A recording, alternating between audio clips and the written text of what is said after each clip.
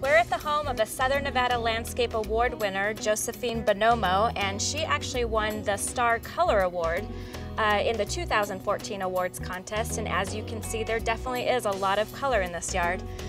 Congratulations on your big award, and your yard is definitely a nice showpiece. Thank you, thank you. Our goal obviously was to have a lot of color in our yard. We have about 60 rose bushes, including carpet roses and miniature roses. We're also looking for something that was low maintenance and also water smart. So we originally had lots of grass here, which we eliminated, got our rebate back from the Water Authority, and have cut our bill in half. And that's what I was going to ask, is before, if you had turf in both the front and back, yes. So you took out quite a bit, and you yes. did the rebate program. And did you use the SNWA as a resource to kind of help choose drought-tolerant plants? Absolutely. That was actually our first place to go. What we did was we took a look at the website. We made a list of plants that were flowering plants, and then did a little bit more research on the web to see which ones were drought tolerant, which ones would look the best, that would bloom the best, and that would be really hardy during the winter. And so far, how long have you had this landscape now? About a year. About a year. So this is probably, you're going into your second spring, yes. summer, and what do you see that blooms the best? I particularly love the bells. Anything that have the tubular plants seem to do the best. They're very hardy. They don't need a lot of water at all. And it's really fun to see them grow from twigs to beautiful orange and yellow flowers.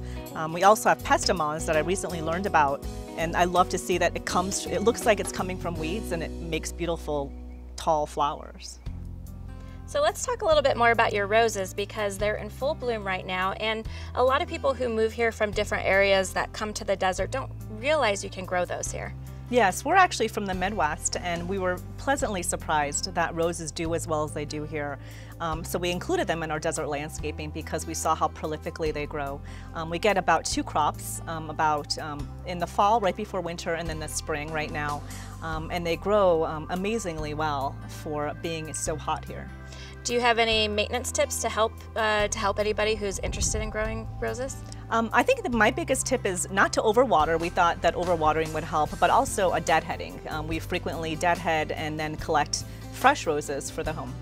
One of the other things you use on your rose bushes is diatomaceous earth. Can you tell us a little bit about what that is and what it does?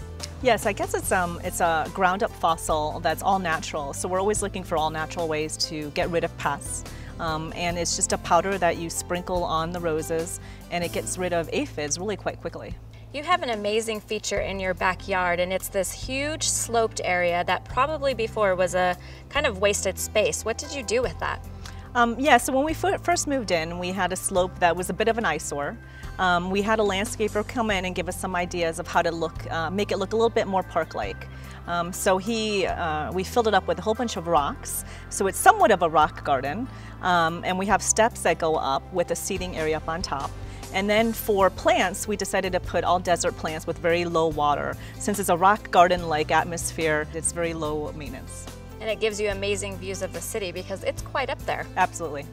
So you also, you got rid of your turf, but to keep some green in your backyard, you added some artificial turf. Yes.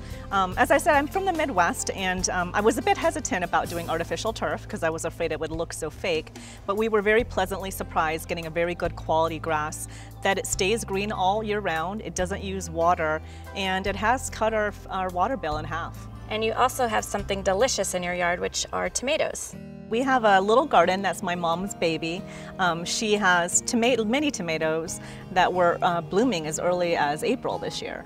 And we get an abundance of tomatoes. We just choose the ones that are most desert friendly. Are those easy to grow? Are there any specific tricks to get good tomatoes? Again, I think that there's a tendency to overwater in the desert, and we find that it doesn't need as much water as people think. So we water daily. We actually water by hand because we find that special attention gives it a little bit more of a boost. So what do you love most about your landscape? What I love most is that when I come outside, I can sit down, look at the beautiful colors, things blooming, and feel like I'm not in the middle of a desert, that I'm in the middle of a park experience. And this serves as a great example of what a water smart landscape can be. You can have color, you can have lots of various plants that do actually do well here in the desert. And if you're looking for more information on how to transform your landscape and be more water smart, you can visit snwa.com. We have all kinds of resources there.